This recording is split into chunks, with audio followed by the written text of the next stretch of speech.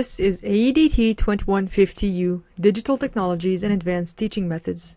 The title of this particular video clip is Interview with Dr. Roland van Oostveen. The analysis questions for this video clip are as follows. Can you speak about your passion for PBL? How did you discover it? In your opinion, what are the most important theoretical underpinnings of PBL? We know that you are convinced about the value of PBL for learners. Can you talk about success stories? The next slide shows the answers of the interview with Dr. Roland van Oostveen, in which he answered these analysis questions. Okay, so we are here on Adobe Connect. It is August 30th, 2012, and I've invited Dr. Roland van Oostveen to talk about problem-based learning, which is his expertise. Can you speak about your passion for problem-based learning and tell us a little bit about how you discovered it? Sure.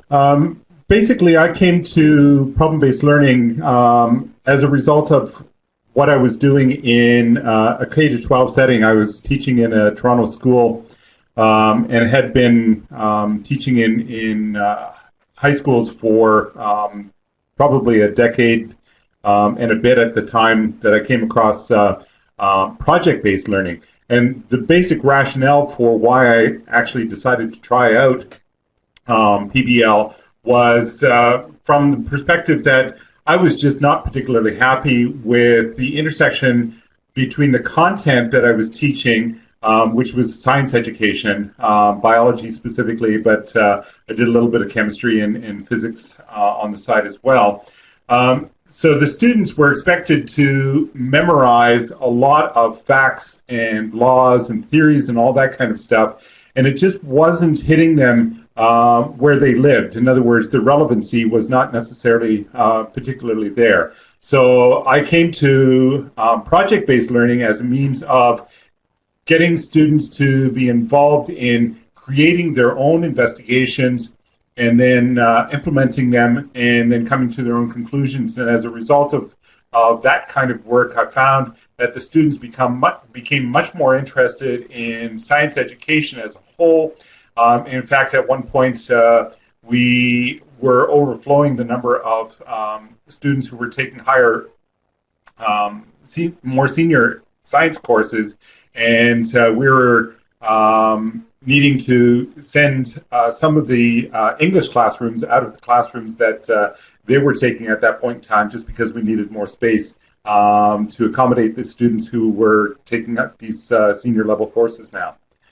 So it had some great effects in terms of the way that the students responded to it. And I suggested that, or my hypothesis is it's because the relevancy what was there for them. They saw that science actually made a difference in terms of their own lives.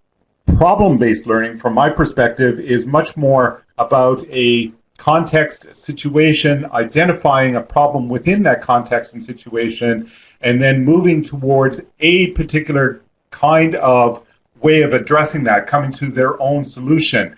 But the emphasis while they're doing that is not on the end the end product that they're actually going to be producing, but it's the process of what are they learning, how are they engaging with other individuals while they're going through that entire process of inquiry about a particular topic. So the emphasis in problem-based learning, for me anyways, it's much more on process.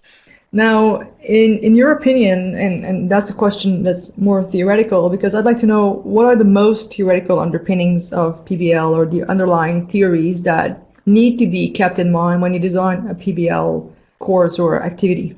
Yeah, one of the things, and this will come back to the previous question that I sort of didn't go into depth in.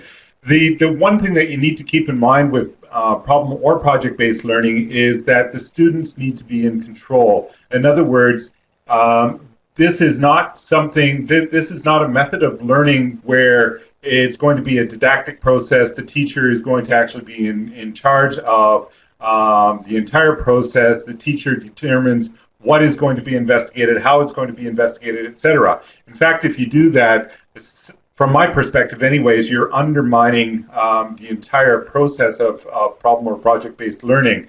I characterize project and problem-based learning as being learning in action. So the students are actually actively engaged in the process of learning, and they need to be able to determine what the end product is going to be all about, what is the process that they're going to be dealing with, etc.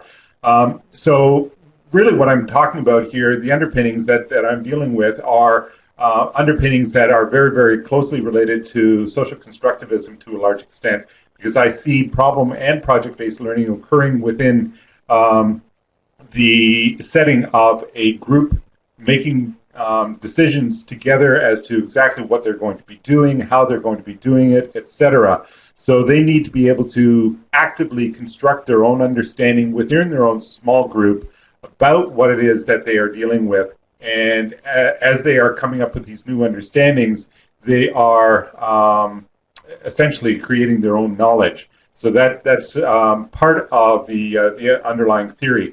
Now, associated with that, as soon as you've got a group of individuals, you need to be able to ensure that they are going to be collaborating rather than just cooperating. Because as soon as they move to a cooperation kind of phase, from my perspective, you don't end up with that negotiation of meaning that is very, very relevant and required for a, at least in my mind anyways, required for a negotiated understanding or creation of new meanings, etc. So this is very much relying on Piagetian and then following that the Gotskian kind of rationales. I usually will throw in, if I'm taking a theoretical stance about PBL, I'll also talk about von Glasersfeld and radical constructivism, because his conceptions of the way that we actually construct understandings within our own minds are slightly different from Vygotsky and definitely different from Piaget as well. And I'll also make connections to other theories, for instance, situated learning, anchored instruction. They're all relevant from my perspective anyways in the whole area of PBL. And then the other piece that I want to talk about again is putting students together in a learning community. So there I'm talking about COPE, so Lave and Wenger come to mind right off the bat. What I actually do within my courses is set a context or a situation in front of students. And then it is up to the students within the context of a group of individuals who are going to be looking at that context or a situation. If you want to, if it makes it a little bit clearer, perhaps a video case study might be a little bit more helpful. So I actually create video case studies for the students to actually look at. However, there is no problem that I'm actually specifically embedding in there. So in other words, I am not determining ahead of time what the specific problem is that is going to be addressed by the students or the group of students when they're looking at this particular context or situation. So I just create the learning environment, if you want. And I've got to ensure that I am situating it in a real world context. In other words, it needs to be a context that is going to be recognizable by the learners who are coming to that particular video case study. It needs to be complex. In other words, there's got to be a lot of variables, nuances that are actually going to be present within the particular piece. And the reason for that is relevance. When we actually go out into the real world, it is complex. We make conscious decisions as to what it is that we are going to be paying attention to, and we exclude other things by conscious decision as well.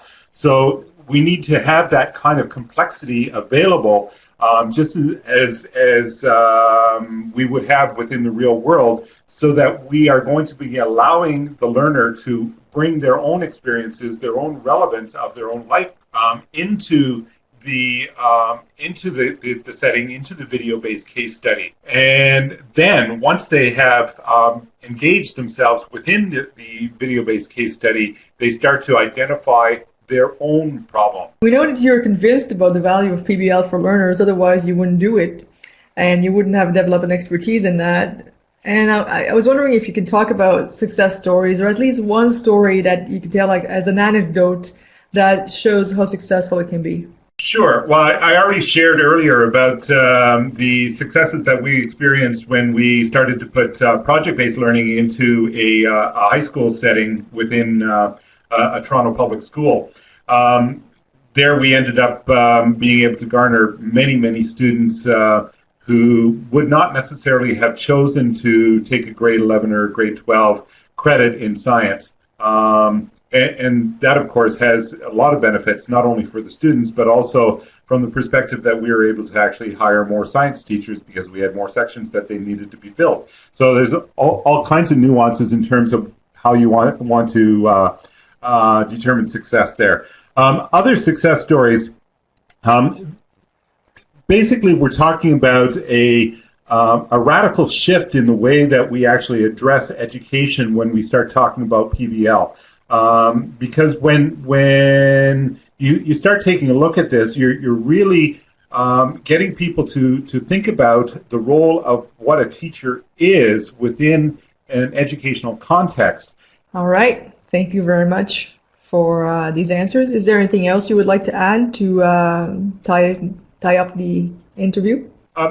I'm sort of intrigued about this question, number one, under synthesis that you've got there. How risky is PBL? And I'm just going to make a comment.